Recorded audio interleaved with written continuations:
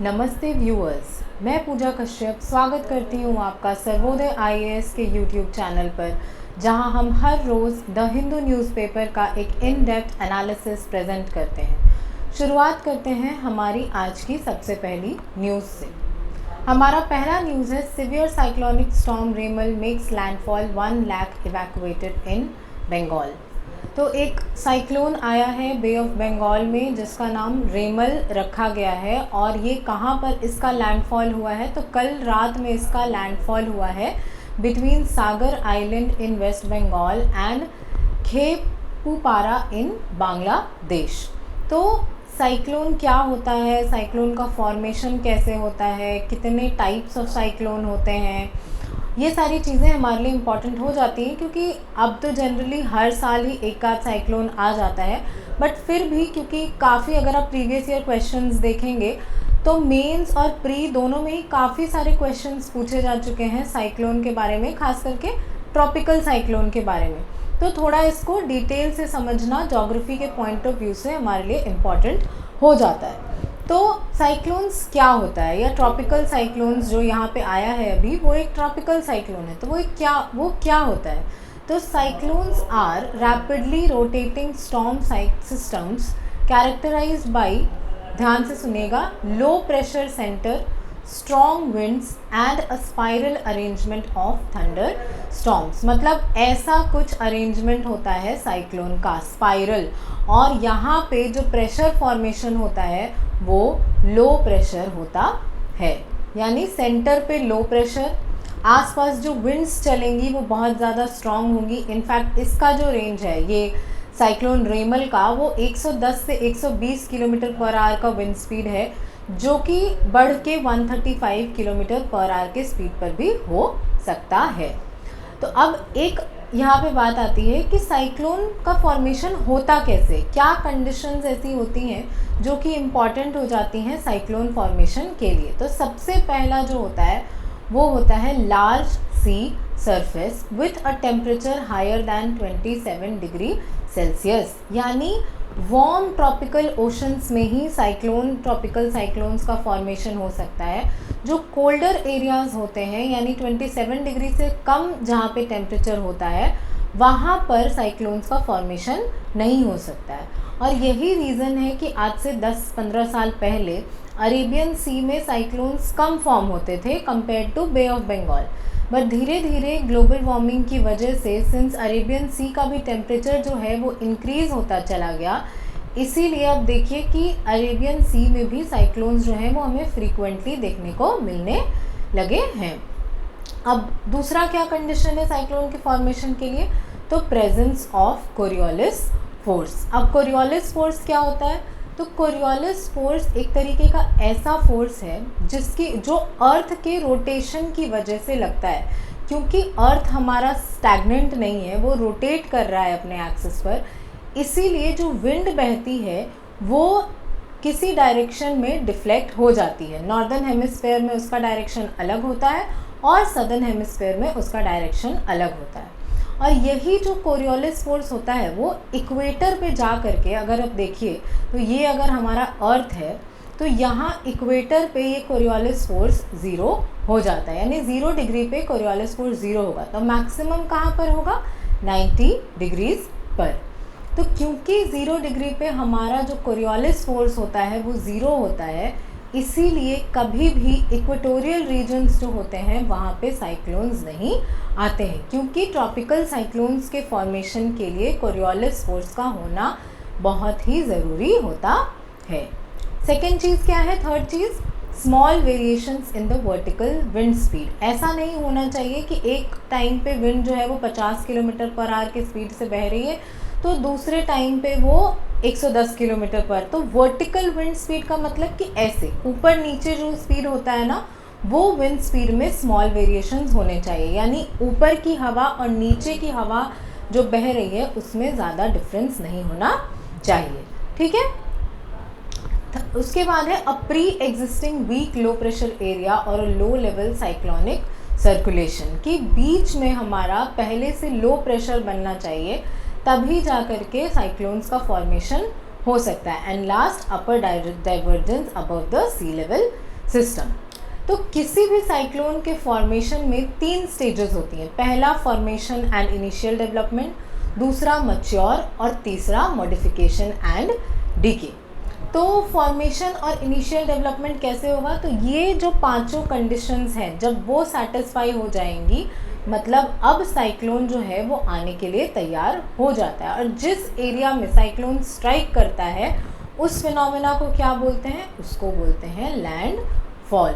तो हमने देखा कि वेस्ट बंगाल के सागर आइलैंड पे लैंडफॉल हुआ है, और लैंडफॉल होने के बाद जो साइक्लोन होता है वो ख़त्म हो जाता है। तो इनिशियल स्टेज में ख़त्म नहीं होगा, लास्ट स्टेज जब हमारा होगा डिके वाला, वहाँ जा कर के ये लैंडफॉल वाला स्टेज आता है। तो फॉर्मेशन और इनिशियल डेवलपमेंट में क्या होगा कि cyclonic storm depends upon the transfer of water vapour and heat from the warm ocean to the overlying air, primarily by evaporation of the sea air. कि इवेपोरेशन की वजह से जो साइक्लोनिक स्टॉर्म है वाटर वेपर को transfer करता है, heat को ट्रांसफ़र करता है वार्म ओशन से लेकर के कहाँ, तो ऊपर की हवा पर, जिससे कि वर्टिकल क्यूमुलस क्लाउड्स बनता है। अब ये एक पोटेंशियल क्वेश्चन हो जाता है हमारा कि किस तरीके के क्लाउड्स का फॉर्मेशन होता है जब ट्रॉपिकल साइक्लोन बनने वाला रहता है तब। ठीक है, तो ये चीज़ें आप नोट करते चलिएगा। अब when a tropical storm intensifies, the air rises in vigorous thunderstorms and tends to spread out horizontally at the tropopause level। कि जब ये इंटेंसिफाई हो जाता है तो एयर जो है वो ऊपर बढ़ जाता है और उसके बाद वो चारों तरफ फैलना शुरू करता है, और जैसे ही वो फैलने लगता है तो एक पॉजिटिव प्रेशर डेवलप होता है जो कि फिर नीचे आना शुरू करता है। किस वजह से, तो कन्वेंशन की वजह से। और इसी के बाद जो हमारा साइक्लोन होता है उसके आई का फॉर्मेशन होता है, और आई मतलब एक लो प्रेशर सेंटर। तो the main physical feature of a mature tropical cyclone in the Indian ocean is a concentric pattern. Concentric मतलब एक सेंटर है और उसके चारों तरफ बहुत सारे सर्कल्स हैं। तो concentric pattern of highly turbulent giant cumulus thunder cloud bands.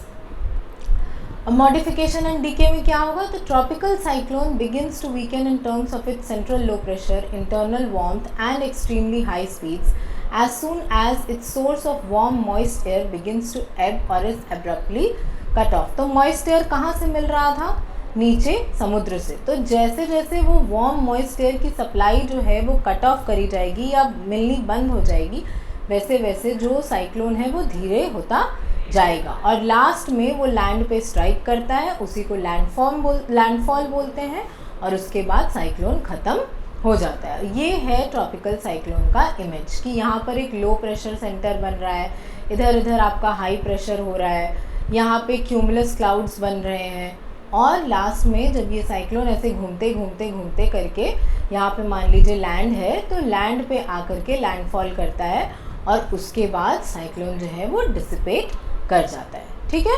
Understood. Next news है हमारा, Hamas launch attack on Tel Aviv for the first time in months.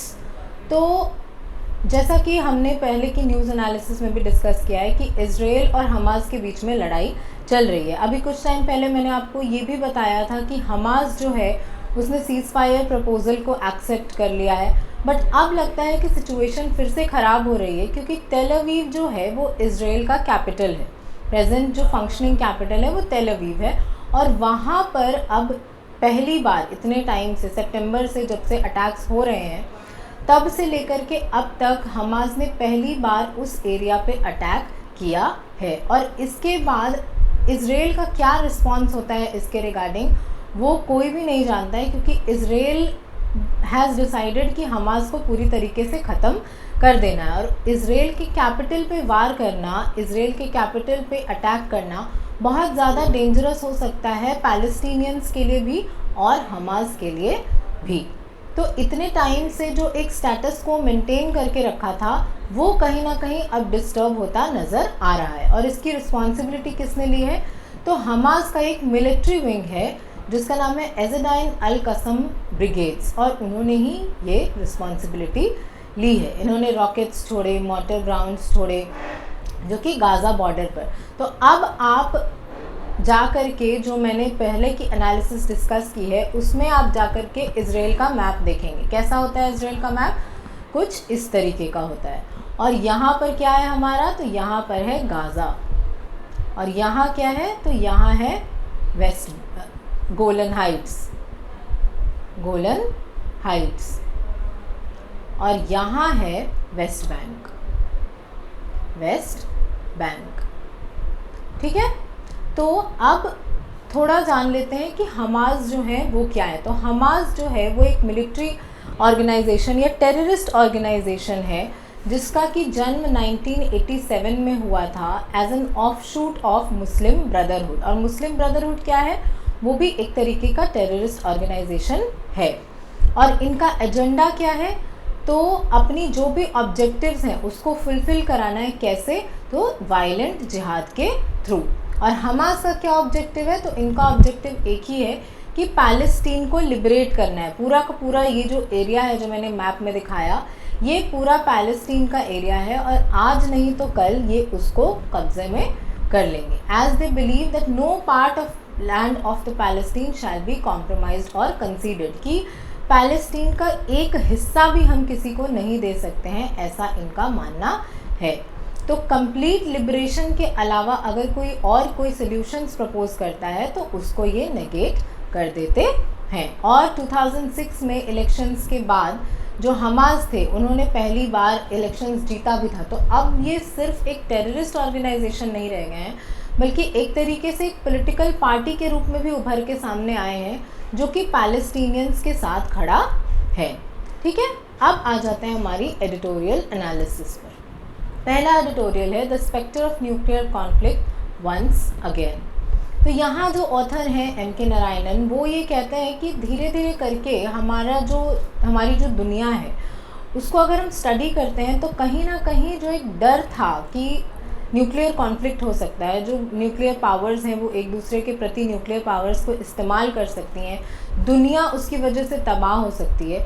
कहीं ना कहीं जो करंट पॉलिटिकल क्लाइमेट है, हमारा जियोपॉलिटिकल सिनेरियो है, उसमें ये चीज़ फिट हो रही है। क्यों हो रही है? क्योंकि एक तरफ इज़राइल और ईरान जो हैं वहाँ पे लड़ाई हो रही है, खतरा है कि दोनों ही एक दूसरे के खिलाफ न्यूक्लियर वेपन्स यूज़ कर लेंगे।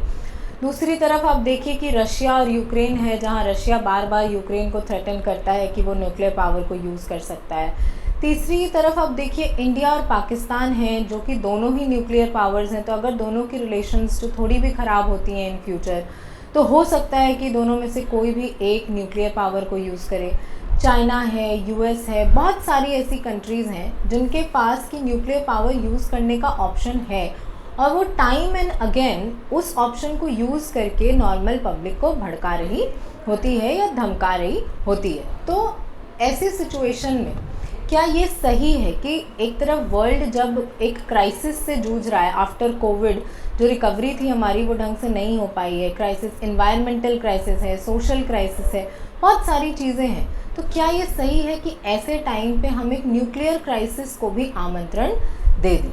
तो यहाँ ऑथर यही कह रहे हैं कि बहुत सारी कंट्रीज़ ने अपना जो न्यूक्लियर डॉक्ट्राइन है या न्यूक्लियर रिटोरिक है उसको रिन्यू किया है। For example, recent remarks by French president Emmanuel Macron and Russian president have reignited discussions on nuclear threats. तो मैक्रॉन ने क्या बोला था कि apocalyptic vision and Putin statement during victory day parade in Moscow suggested a highlighted alert and unwillingness to tolerate western threats, कि अगर जो waste है वो अगर थ्रेटन करने की कोशिश करेगा, अपना जो अलग विजन है उसको अपनाने की कोशिश करेगा, तो कहीं ना कहीं छोटी कंट्रीज़ भी चुप नहीं बैठेंगी। और मैक्रॉन ने जो था वो रेफ़र किया French nuclear deterrent using the term force de frappe, emphasising its importance amidst European security concerns due to Ukraine conflict. कि पहले जो चीज़ वो लोग नहीं करते थे वो भी अब कर रहे हैं। क्यों? क्योंकि जो कंसर्न्स हैं यूरोपियन सिक्योरिटी के, किस चीज़ को लेकर के, रशिया और यूक्रेन के केस में, कि रशिया अगर थ्रेटन कर सकता है यूक्रेन को कि वो न्यूक्लियर वेपन्स यूज़ करेगा, तो कोई भी और न्यूक्लियर वेपन वाली कंट्री से अगर हम इन्वॉल्व होते हैं तो कहीं ऐसा ना हो कि वो भी ऐसा करें। और इसी में रशिया का जो है वो बहुत इम्पॉर्टेंट रोल आता है कि 2023 में रशिया जो था वो CTBT से विड्रॉ कर लेता है। और CTBT क्या है, तो कॉम्प्रिहेंसिव टेस्ट बैन ट्रीटी, कि अगर किसी भी कंट्री को न्यूक्लियर टेस्ट करना है तो उस पर एक तरीके का बैन लगाया हुआ था, डिपेंडिंग कि टेस्ट की इंटेंसिटी क्या है, आप उसको किस पर्पस के लिए यूज़ करना चाह रहे हैं। तो यहाँ रशिया जो है वो revocation of treaty, ratifications and involvement in nuclear sabre rattling is seen as a dangerous escalation that could destabilise international security, कि रशिया ने अगर इस CTBT को वेरीफाई नहीं किया, इससे पुल आउट कर लिया, तो कहीं ना कहीं एक खतरा जो है पूरे वर्ल्ड पे न्यूक्लियर कॉन्फ्लिक्ट का वो मंडराता रहेगा। अब इस पे ग्लोबल रिएक्शंस और कंसर्न्स क्या हैं, तो सबसे पहला है वेस्ट का, कि US and its allies have responded to the nuclear rhetoric and actions by advocating for continued adherence to arms control agreements and pushing for stricter non-proliferation measures, कि US जो है वो रिस्पेक्ट कर रहा है कि ठीक है, अगर आपको ये करना है तो आर्म्स कंट्रोल अग्रीमेंट्स पे वो अडेयर कर रहा है, और वो नॉन प्रोलिफरेशन मेजर्स को भी सजेस्ट कर रहा है कि कंट्रीज़ को अपनाना चाहिए। क्यों? ताकि और कंट्रीज़ के पास न्यूक्लियर पावर को डेवलप करने का मौका ना बचे। नेक्स्ट इज चाइनाज एडवांसमेंट्स, कि China has been advancing its nuclear capabilities including trials for its latest super carrier and expanding its arsenal, which adds another layer of complexity in the nuclear scenario, कि धीरे धीरे करके China जो है वो अपना nuclear capabilities को और ज़्यादा इन्हांस कर रहा है, जो बाकी कंट्रीज़ के लिए एक मुसीबत खड़ा कर सकती है। इंडिया का क्या पोजीशन है, तो इंडिया का हमेशा से जो न्यूक्लियर पॉलिसी रहा है उसको हम शॉर्ट में बोलते हैं NFP, नो फर्स्ट यूज़। क्यों? क्योंकि इंडिया जो है वो फोर्स यूज़ करने में बिलीव नहीं करता है, कि अगर सामने वाला जब तक हमारे खिलाफ न्यूक्लियर वेपन को यूज़ नहीं करेगा तब तक हम न्यूक्लियर वेपन को यूज़ नहीं करेंगे। और ये अग्रीमेंट, ये जो डॉक्ट्रिन बनाई गई थी, ये 1998 में ही बनाई गई थी, जब हमारा सेकेंड न्यूक्लियर टेस्ट हुआ था तब। तो इस वजह से इंडिया का जो पॉलिसी है वो हमेशा से रहा है नो फर्स्ट यूज़। लेकिन रिसेंटली हमने देखा है कि हमारे जो एक्सटर्नल अफेयर्स मिनिस्टर हैं, डिफेंस मिनिस्टर हैं, वो टाइम टू टाइम जाकर के ये बोलते हैं कि अगर दूसरी कंट्री ने हमें फोर्स किया किसी चीज़ को लेकर के, तो इंडिया वुड नॉट हेजिटेट अपनी न्यूक्लियर पॉलिसी को चेंज करने में। और ये जो NPT, CTBT ये सारे बने थे तभी इंडिया ने अपना सेकेंड न्यूक्लियर टेस्ट कंडक्ट किया था, और ये सारा उसी के कारण क्रिएट किया गया था ताकि इंडिया के पास इतनी कैपेबिलिटी ना हो कि वो खुद का न्यूक्लियर डेवलपमेंट जो है वो कर सके, या अपने देश का न्यूक्लियर डेवलपमेंट कर सके। सेकेंड है यहाँ पे टेक्नोलॉजिकल एंड स्ट्रेटेजिक डेवलपमेंट्स। तो US इंडिया न्यूक्लियर कोऑपरेशन, कि इंडिया और US जो है वो न्यूक्लियर कोऑपरेशन कर रहा है कब से, तो 2008 से। लेकिन ये जो था ये सिविल न्यूक्लियर अग्रीमेंट कहा जाता है, इसको 123 अग्रीमेंट भी कहा जाता है।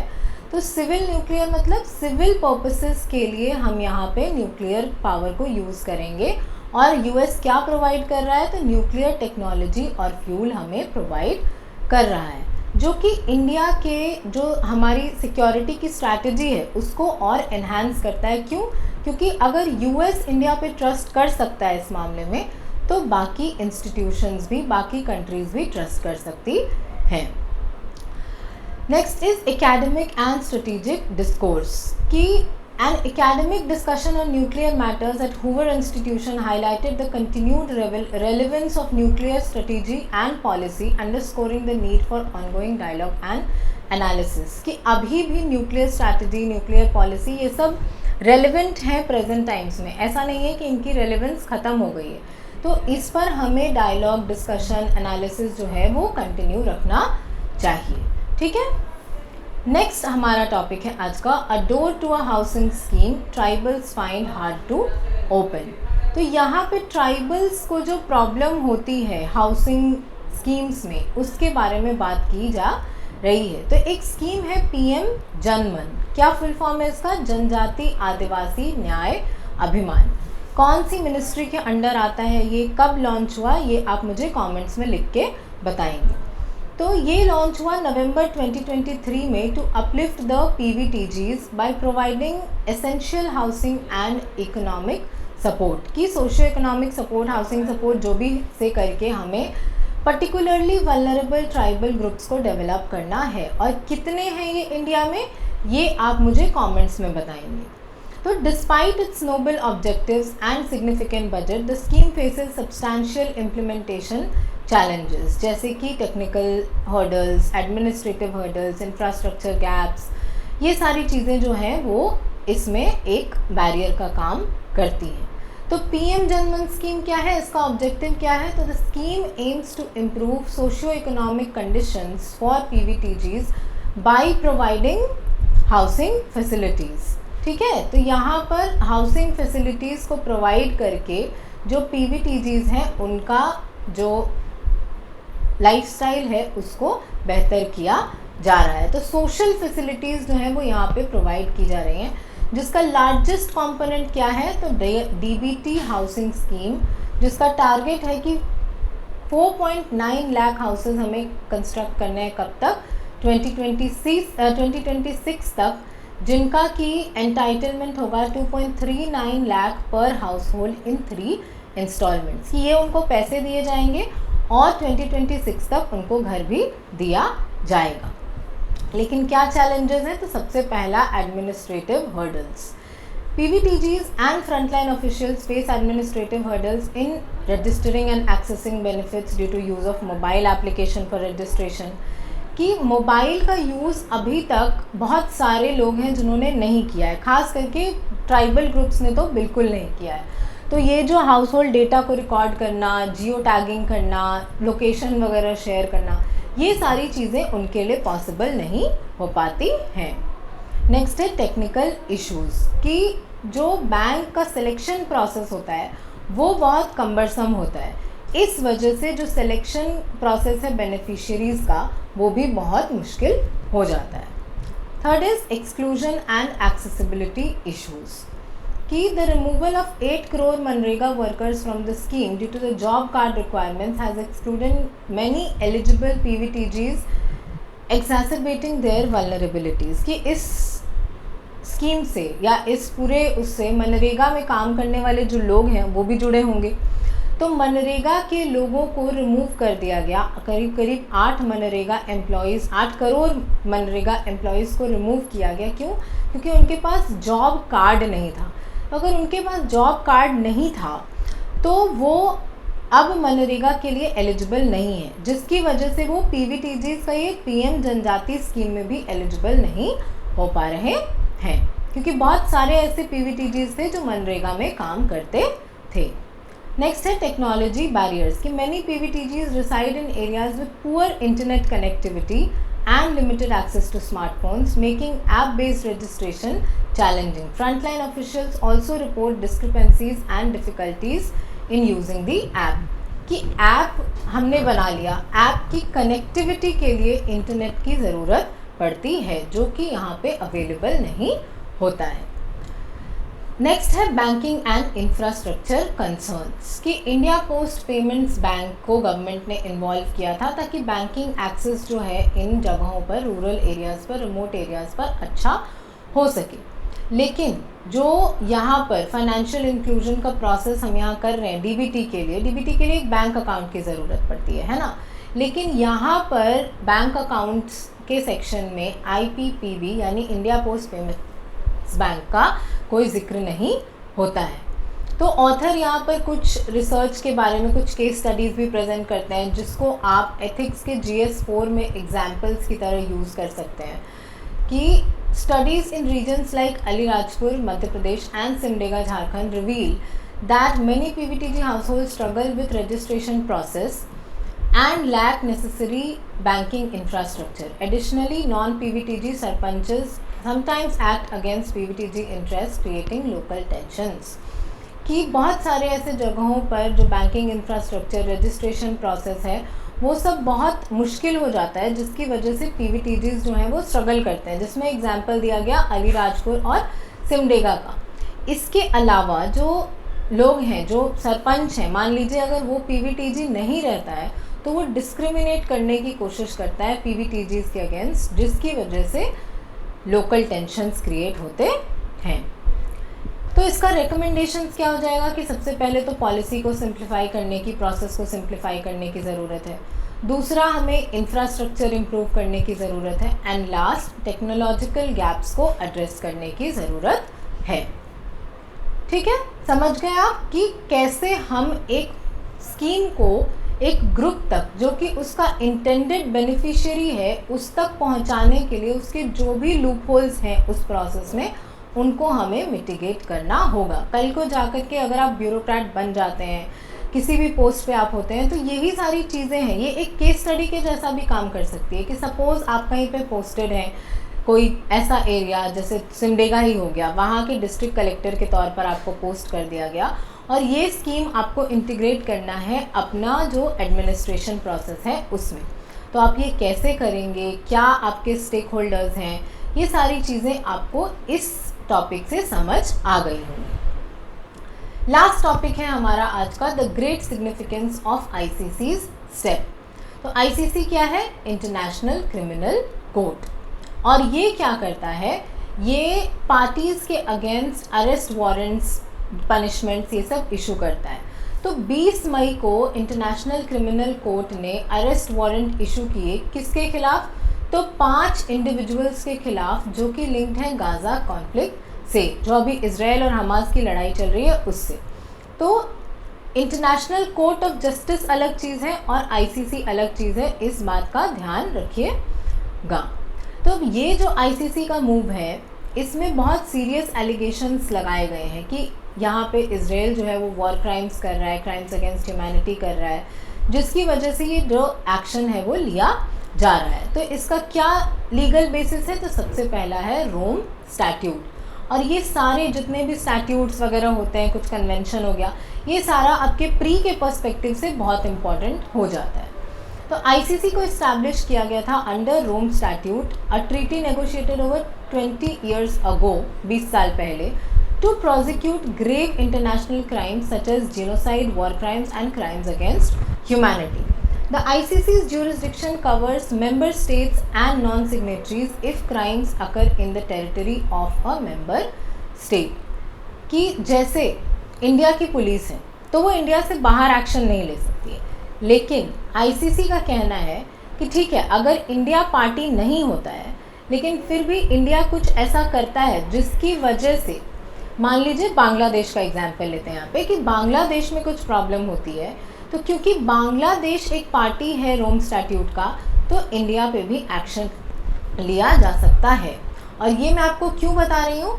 क्योंकि इजराइल जो है वो रोम स्टैट्यूट का पार्ट नहीं है। तो इजराइल यही कहता है कि हम अगर आपका पार्ट नहीं है तो आप हमें किसी भी तरीके से कुछ भी बोल नहीं सकते हैं।